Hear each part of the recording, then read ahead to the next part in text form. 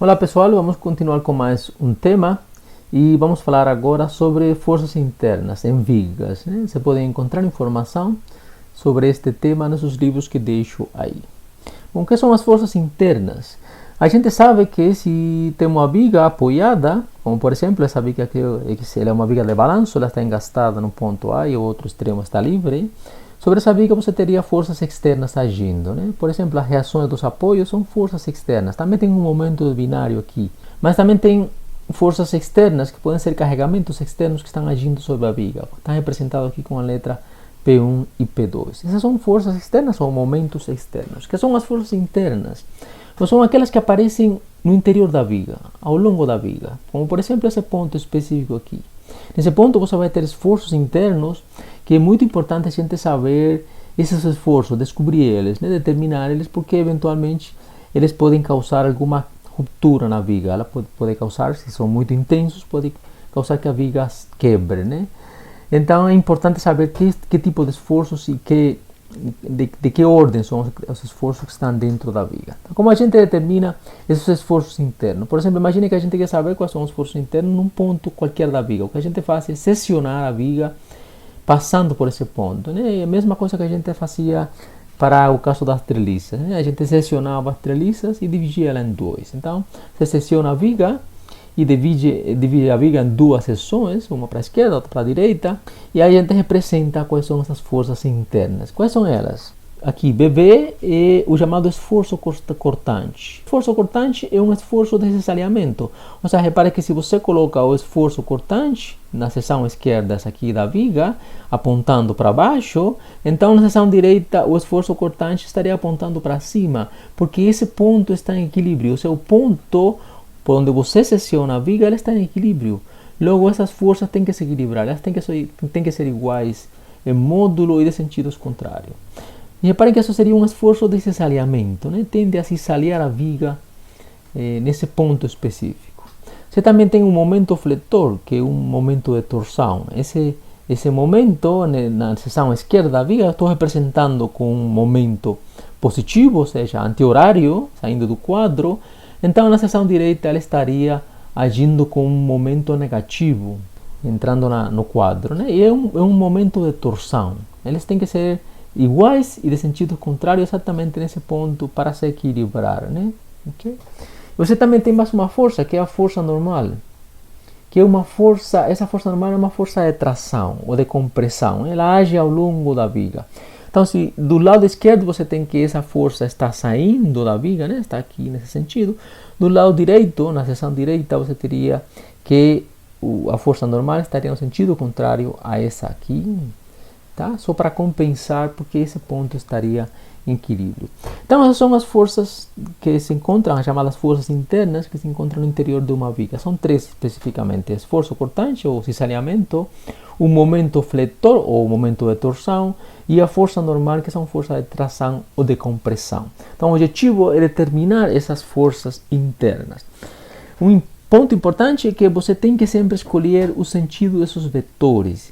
E da forma que a gente vai escolher eles sempre é da forma que está representado aqui nessa figura, Você vai escolher sempre, se você tem a seção esquerda de uma viga, você vai representar sempre o esforço cortante para baixo na seção esquerda e para cima na seção da direita.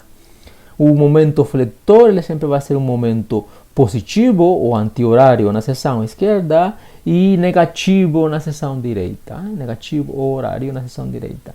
Se você escolhe a seção de esquerda, então a força normal vai ser sempre de esquerda para a direita, saindo da viga, e na seção da direita vai ser de direita para a esquerda, como está representado aqui. É importante que sempre você escolha os vetores dessa forma, respeitando essa convenção de sinais, para a gente não ter problemas com sinais depois na hora de determinar os valores. Okay? Depois que você seleciona a sua viga, escolhe, representa seus vetores, você escolhe uma das seções para analisar o equilíbrio de forças em momento. Reparem que depois que você seleciona a viga, agora o esforço cortante, o momento fletor e a reação normal, essas forças elas aparecem como sendo forças em momentos externos.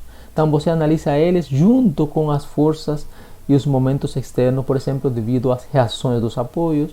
E nesse caso você analisaria essas forças ou momentos que são os internos, né? Elas aparecem agora como sendo externas e elas entrariam no análise do equilíbrio junto com as forças externas que agem sobre a seção que você escolheu, né? É a mesma coisa que a gente fazia com o método das seções na treliça. Quando você seccionava uma treliça, aqueles membros que eram seccionados, eles agiam sobre a subtreliça ou a seção que você escolhia como sendo forças externas, né? Então aqui a ideia de seccionar a viga é para converter essas forças internas em forças externas, tá? A seção em questão. Vamos ver um exemplo. Então aqui você tem uma viga que está apoiada no ponto A num pino e no ponto B num rolete. E sobre essa viga tem duas forças externas agindo. E se pede para determinar a força normal, o esforço cortante e o momento fletor no ponto C da viga, aqui no ponto central da viga. Bom, a primeira coisa que a gente faz sempre é determinar as reações dos apoios. É a primeira coisa. Eu não vou entrar em detalhes, vocês já sabem como determinar as reações dos apoios. E basta fazer o análise do equilíbrio, você vai chegar aqui no ponto A, o pino faz uma reação que é uma força de 1,25 kN e o rolete faz uma força de reação de 13,75 kN. Né? Reparem que a soma das duas tem que ser igual a 25, que seria a soma dessas duas forças externas. Então, para determinar as forças internas, no ponto C, você secciona a viga, corta ela em dois. Separa e representa essas forças, né? Do lado esquerdo, na seção da esquerda, você vai ter esforço cortante, para baixo, o momento fletor anti-horário e a reação normal da esquerda para a direita. Na seção da direita você vai ter o sentido contrário, né? O momento fletor, o esforço cortante para cima, o momento fletor horário e a força normal de direita para a esquerda. Aí você escolhe uma das seções para analisar o equilíbrio, né? Pode ser da esquerda, da direita, vai depender de qual seja mais simples. Nesse caso aqui elas são igualmente simples ou igualmente complicadas. Eu vou escolher a da direita, a da esquerda, desculpem, essa aqui, a da esquerda. E vamos a fazer análise de equilíbrio de forças e equilíbrio de momentos, né? Equilíbrio de força na direção horizontal e vertical e equilíbrio de momento em relação a algum ponto. Então, se você analisa a soma de força na direção horizontal, você chega a que NB tem que ser igual a zero, porque é a única força que está agindo na direção horizontal. Tá? Então, se ela é a única, ela tem que ser igual a zero. Beleza? Então, a soma de força na direção vertical, você vai ter três forças na direção vertical. Você vai ter BV, essa de 10 kN e 1,25. Né? BV e 10 kN são negativos, né? Ok? Estão para baixo.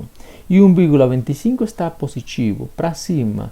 Se você faz a conta, você chega a que BV igual a 1,25 kN. Para a análise de soma de momentos, você pode escolher qualquer ponto dessa seção da viga. Eu sempre escolho o ponto onde a gente corta a viga. Vou escolher o ponto C, seria a soma dos momentos em relação ao ponto C. Então, que forças fazem momento em relação ao ponto C? Reparem que BV não faz momento em relação ao ponto C, porque BV é uma força que ela exatamente está no ponto C. Ela é o esforço cortante da viga no ponto C. Eu estou representando essa força um pouquinho separada do ponto C, só para ilustrar ela, mas ela age no ponto C, então ela não tem braço, significa que ela não faz momento em relação ao ponto C. NB também não faz momento, mas ela também é igual a zero. As únicas forças que fazem momento são essa força de 10 kN, essa força de 11,25 e o momento fletor, né? O momento fletor é um momento positivo, 10 kN também é faz um momento positivo, igual ao valor da força, que é 10 vezes o braço, que é 1,5, e é positivo porque ela tende a girar a seção da viga no sentido anti-horário, né? Saindo do quadro. 11,25 ela faz um momento negativo, né? Tende a girar no sentido horário, e o momento é igual a 11,25 vezes o braço, que é igual a 13. Daí você calcula que o momento fletor, que é a incógnita, vai ser igual a 18,75 kN por metro. Ok? E a gente já tem os três valores, as três forças internas, né? Então você vai ter aqui força cortante de 1,25 para baixo e um momento fletor no sentido anti-horário de 18,75 kN por metro. Vamos tentar entender o que significa isso na viga, né?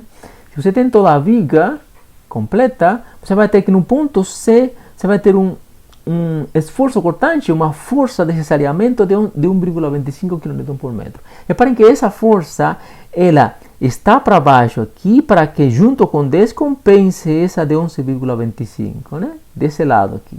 E reparem que desse lado, essa está para cima para que junto com 13,75, seria 1,25 mais 13,75, compensa 15 kN por metro.